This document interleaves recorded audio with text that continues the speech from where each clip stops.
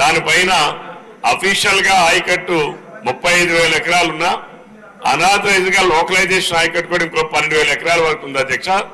రమారమి 50,000 ఎకరాల ఆయకట్టుకి నీరు అందించేటట్టు నారాయణపురం ఆయకట్టు ఆ సిస్టమ్ కింద గడచిన సీజన్లో ఖరీఫ్ సీజన్లో నీరు రానటువంటి పరిస్థితి ఉంది అధ్యక్ష.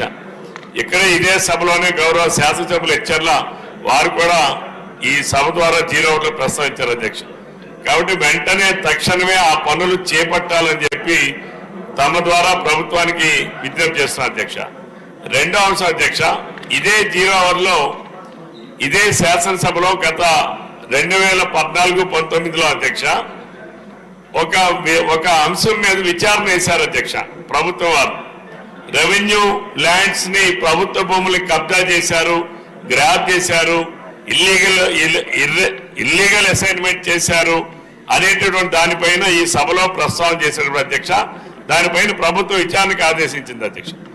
ఇప్పటికి 7 సంవత్సరాలు అయినా సరే ఆ విచారణ ఏం జరిగింది, అసలు ఏం చర్యలు తీసుకున్నారు అనేటటువంటి వివరాలు సభ్యులకి రాలేదు అధ్యక్ష.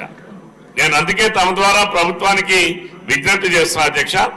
ఆనాడు ఇదే అంశాన్ని ప్రస్తావన చేశాను అధ్యక్ష. Survey number 137 of విఆర్గూడెం village of Ponduru mandal, survey number 40 and 39 of Ponduru mandal. అప్పుడు 2014-19లో నేను ప్రస్తావించాను అధ్యక్ష. ఇల్లీగల్ అండ్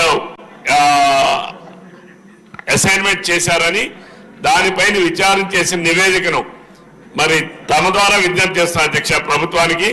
నాకు అందేటట్టుగా ఒక కాపీ ఏం చర్యలు తీసుకున్నారో ఆ కాపీని ఇవ్వాల్సిందిగా కోరుతున్నాను అధ్యక్ష. ఒకవేళ ఏమీ యాక్షన్ తీసుకోకపోతే చర్యలు తీసుకోమని నా విజ్ఞప్తి చేస్తున్నా అధ్యక్ష.